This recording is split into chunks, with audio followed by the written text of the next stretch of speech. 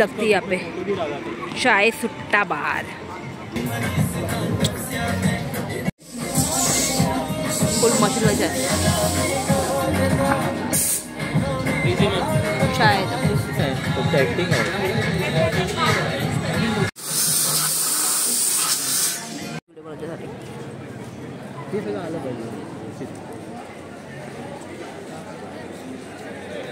महेश बोलतो इकडे आलं तर असं वाटतं कुठेतरी बाहेरगावी आलं तर फील येतं, कारण की एवढं सुंदर हा प्लेस आहे ना। हा मॉल रोड खूप सुंदर आहे, खूप क्लीन आहे, नीट आहे, खूप छान आहे।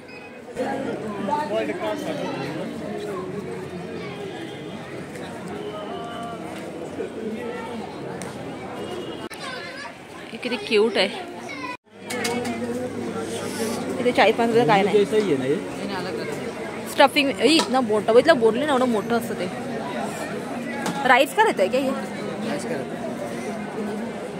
कट करेगा ना? हाँ फिश लग रहा है। वेज है ना?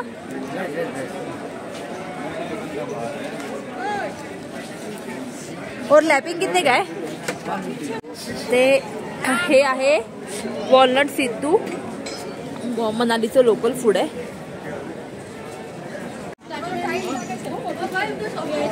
कुठे फिरते? कुठे फिरायला आले तू? हा?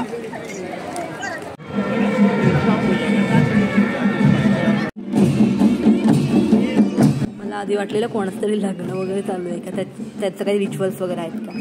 तर मी आमच्या ड्रायव्हर दादांना विचारलं ना, तर ते मला सांगितलं की त्यांच्या इथे अशी एक रिच्युअल आहे, जसं आपल्याकडे कशी पालखी येते तसंच हे त्यांचं आहे की ती लोक देवळातले जे देव असतात ना त्यांना दुसऱ्या देवळामध्ये घेऊन येतात, देवांना देव भेटवतात, असं त्यांचं काहीतरी प्रथा आहे। सो ते त्यांचं आहे आणि हे ती लोक स्नोफॉल व्हायच्या आधी करतात, कारण की स्नोफॉल झाल्यानंतर देऊळ त्यांचे ते बंद केले जातात।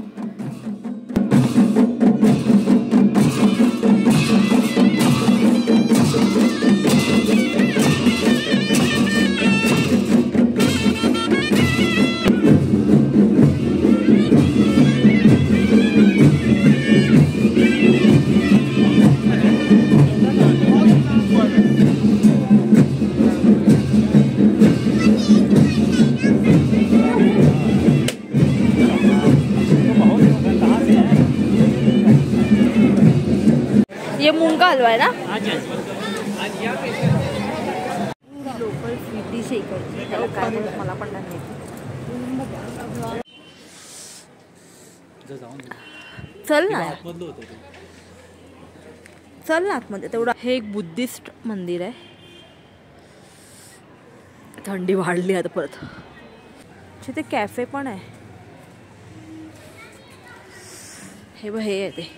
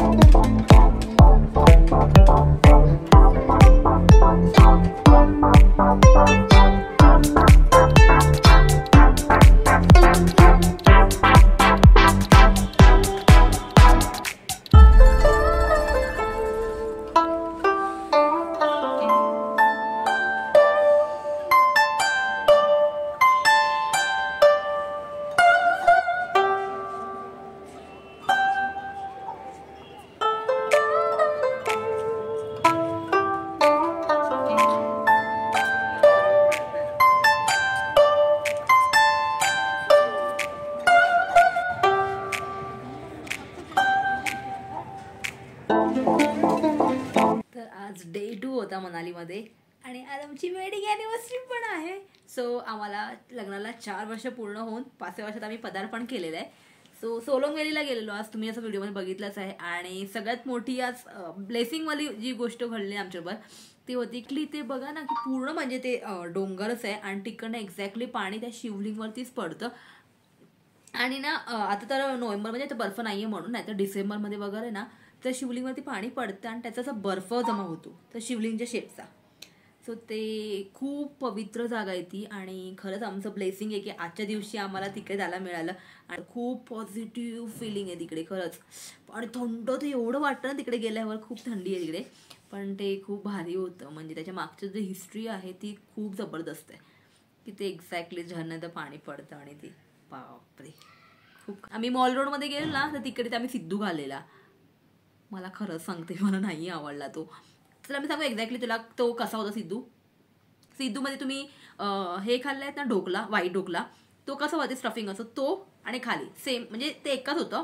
त्याच्यामध्ये त्या लोकांनी शेंगदाण्याची चटणी होती आणि खोबरं होतं, त्याच्यामुळे तो हलकासा स्वीटनेस असतो ना तो येत होता, बाकी पूर्ण प्लेन होतं. मी त्यातलं ना ती चटणी काढली आणि ते खाल्लं. ते साधं खायला बेटर वाटत होतं पण ते चटणी सोबत खायला एवढी मजा. आणि फक्त त्या लोकांनी आम्हाला 2 चटणी दिलेली, खोबऱ्याची होती, एक जी सेजवानची ती बनवते आणि मिओनिज तर खतरनाक, खाऊ शकत नाही.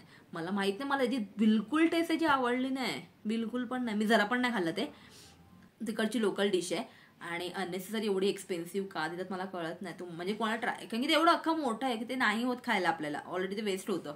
सो मला असं वाटतं थोडा क्वांटिटीमध्ये या हाफ प्लेट असेल ठेवायला पाहिजे आणि तसं तुम्ही सर्व करणं कोणाला पाहिजे. नाही मी तुम्हाला आता व्हिडिओ एंड करणार होती, मी तेच बोललं होते की व्हिडिओ एंड करूया पण नाही करत आहे. आपण आज डिनर बघूया काय आहे. आणि त्याला मी काल तुम्हाला सांगितलं नाही की डिनर म्हणजे मध्ये डेली लोक नॉनव्हेज पण ठेवतात, पण नॉनव्हेज जिकडे व्हेजचं सगळं ते म्हणजे जेवण ठेवलं असेल ना तिकडे ती लोक नॉनव्हेजचं काउंटर नाही लावत. ती लोक तुमच्या डायरेक्ट टेबलवरती आणून देतात नॉनव्हेजचं फूड आहे ते. सो एक गोष्ट ती चांगली आहे की कोणाला आवडतं कोणाला नाही आवडत, त्याच्यामुळे ते नॉनव्हेज विचारा तुम्ही नॉनव्हेजचे डिनर आहे तुम्हाला हवे का, तुम्ही डायरेक्टली टेबलवरती सर्व करतात. सो बघूया आज काय जेवायला आहे. तर त्याच्यानंतर आपण व्हिडिओला एंड करूया. आणि चॅनलवरती तुम्ही नवीन आहात तर चॅनलला सबस्क्राईब करा, व्हिडिओ आवडला तर लाईक करा आणि कमेंटमध्ये सांगा मला कसे वाटतात तुम्हाला व्लॉग. आणि काही पण क्वेरीज असेल प्लीज कमेंटमध्ये सांगा.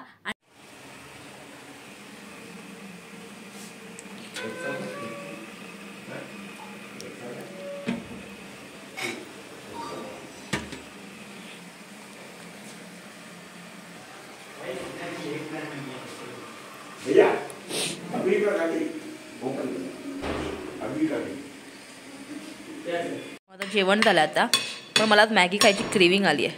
प्लेन दुपारी खाली ती मसालेवाली होती, ती मजा नाही आली, आता प्लेनवाली खायची.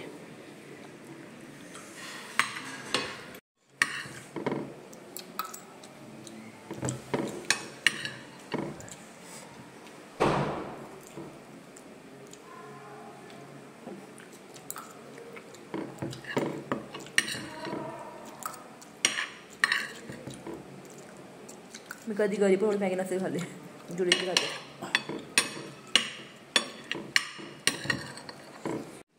हा रेस्टॉरंटचं डायनिंग एरिया आहे.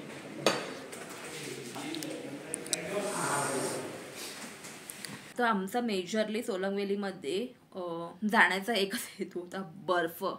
Expectation was a reality. बर्फ नव्हता तिकडे, पूर्ण म्हणजे ते ओपन मैदान झालेलं, ते पूर्ण ग्रीनरी सारखं होतं, पण जे हलका घास होती, एवढी जास्त पण नव्हती, पूर्ण ती ग्रीनरी होती.